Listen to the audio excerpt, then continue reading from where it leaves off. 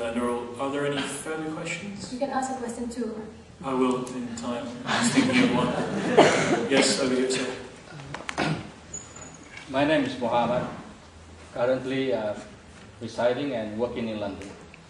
My question is in the context of electoral reforms, which I think, and many of us think, is hotly debated between government, the Election Commission, and the opposition. Your presence here today, so from other parties, as you mentioned, is to clarify issues, and more importantly, is to seek our support. Yes, we support. We have to reflect that in the general election. Now, many of us are in London. They may not be in a position to go back to vote. So what is the progress now about postal voting against the backdrop of the recent judgment decision of the 6 Malaysians in London were not allowed to vote, right?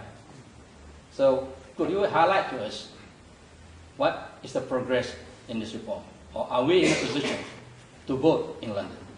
Given the fact, for instance, we have a least developed country in Africa. Least developed, and we claim to be one of the best democracies in the world. Least developed, having an election, allowing the citizen to vote at the embassies here. And why can't we do that, having achieved independence in the past, for the past 50 odd years? I'm sure we are in a position to do that. So why all these things, all the delays, all the problems? Could you highlight that to us, please? Okay, 2 further questions.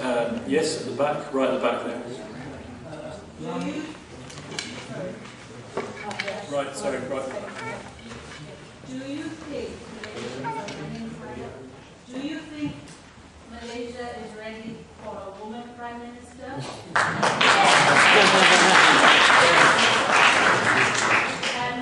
and which one do you think will come first? A woman Prime Minister or a non-Malay Prime Minister? No.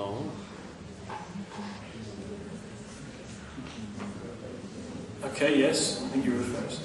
Hi, my name is Amira. I'm from the UKEC.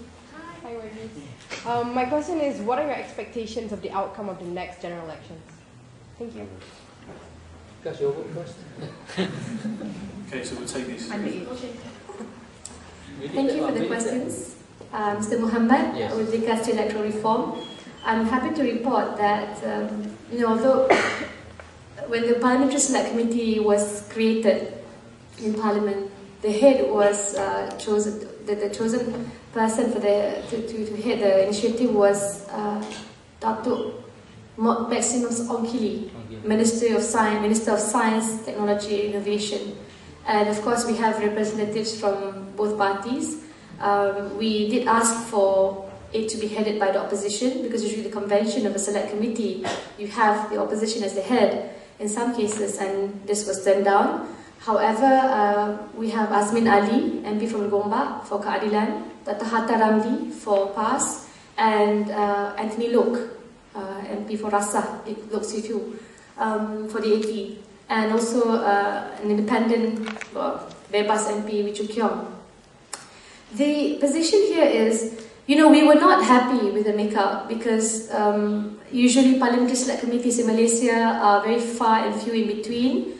It's very difficult to, they're not given much room to exercise their might, and their recommendations are often not implemented in entirety. Having said that, we had a discussion in Pakatan Rakyat, and we decided that this was an important avenue. This was still an important opportunity, especially after Bersih, and we should embrace it. We should work together, especially to ensure that electoral reform takes place before the next GE. So they have 10 recommendations. You can check online, but the ones I remember offhand is indelible ink, the use of indelible ink. And mind you, in 2008, indelible ink was approved 3 days before elections, revoked by cabinet decision. Second was early voting. That means abolishing postal votes. And to those of you who are unaware, postal voting in Malaysia is a serious concern because there has been a lot of allegations that policemen and members from the armed forces are forced to vote a certain way, and there's no polling agent or counting agent during the process. It comes and is done earlier with very minimal or no oversight at all. So certainly we demand that it be abolished. So for now, early voting system is supposed to take place for all the armed personnel, their wives, as well as the police. And they're, oh, Rafizi, come here. Welcome to London.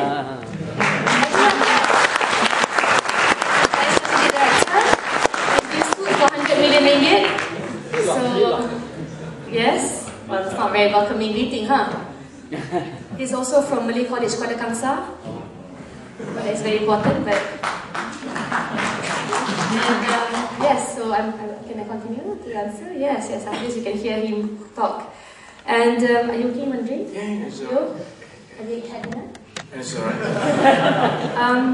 Yes, and I think, you know, postal voting, they also stated that overseas Malaysians will be allowed to vote. That's in the Parliamentary Select Committee. And despite the loss of the suit brought by 6 overseas Malaysians to challenge the rejection to be registered as absentee voters by the court, I still think it's very pertinent because this was the highest legislative body of the land giving recommendations that must be met before the next general elections.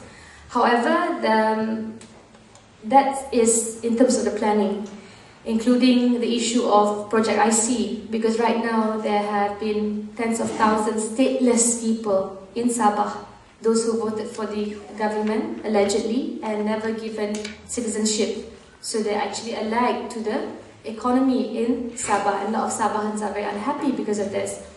So for me, that is the plan. When it comes to implementation, I know for a fact, in my constituency, they are actively registering postal voters. I used to have 149 policemen postal votes in the year 2008. I now have 2,100 postal voters, and my majority was 2,800 in the last GE. So certainly it's a concern because first and foremost, I mean, you would like to be able to campaign to the armed forces, etc., but also to ensure the process itself when they vote is accountable.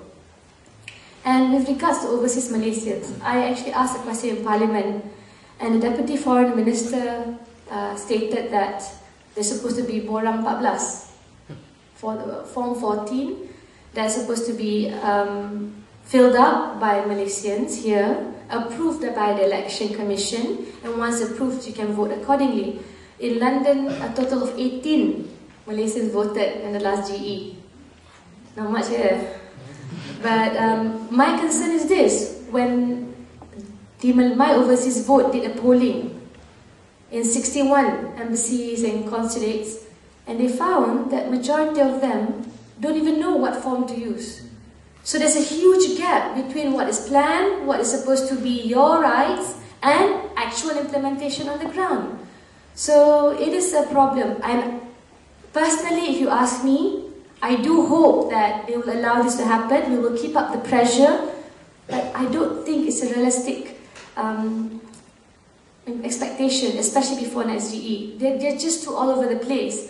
So we'll do our best to communicate with the Election Commission. We do this from time to time. We have briefings, inviting anyone, any part of the stakeholder to come to the Election Commission, give suggestions.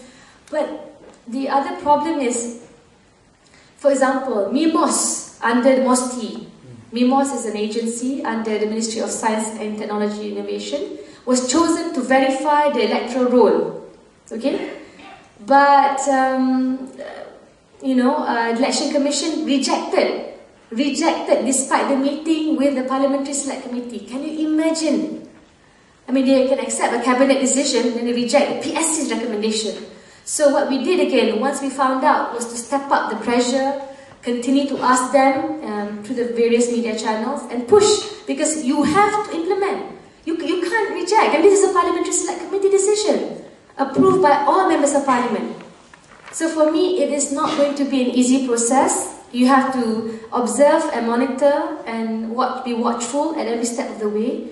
And I really hope a lot of Malaysians can also voice their concern. You can write to the Prime Minister, you know, we love you, we love your reforms, please do it. I mean, whatever. The point is, we just want him to do this, right? And I think, you know, any party can win or lose. The point is, you have to have free and fair elections. Yeah, if you fail to get that reform, then you'll be losing all these votes here. Oh, certainly. I mean, you'll have to tell me. I mean, we have been fighting for this because we, you know, and the argument the government makes is a lot of overseas Malaysians are out of touch and they don't deserve to vote. That's what Nazri Aziz said. But there's also concern raised by the MCA that they will vote in favour of the opposition. So we are in fact campaigning for automatic voter registration. So no party have to waste time registering the voters, take a lot of money, you know, and also effort. And you know, we have more than what, 4 million as yet young voters, young eligible voters as yet unregistered. So certainly that, as well as overseas Malaysians. I mean, we are doing our best. But again, you must understand, in the system, Election Commission takes their orders from the government of the day. We met him, I showed him, look, this is the indelible ink used in India, very easy. No, India, third world country. We cannot use. That's the deputy chairman of the Election Commission. We must use biometrics because we are advanced country, Malaysia is great. So we waited and you know, we found out who's going to get the project, whatever. But the problem is, finally, after they, you know, met a lot of pressure after the Bersih rally, they are accepting indelible ink for now. So for me, these things matter, and you can also do your bit because indelible ink is a cheaper way and it does avoid double voting. So that's the purpose. But with regards to the number of newly registered citizens, it's another matter lah. Because once they're in the electoral roll, you can only depend on MIMOS to sort of verify the sanctity. Subsidize us back. Sorry? Subsidize us back to vote. Subsidize. Will that be vote buying votes? No, I think, you know, again, we will do our best to ensure you can vote here. But for those of you, you know, it's always nice to see your family back home. Come home lah, you know. Asia tickets can only last until May, but that's because Tony Fernandez decided to stop the route to London. But I feel that exchange for Sydney. yes, in exchange for Sydney, yeah. You know, customers lose out. But I think if you book early, you can get cheaper.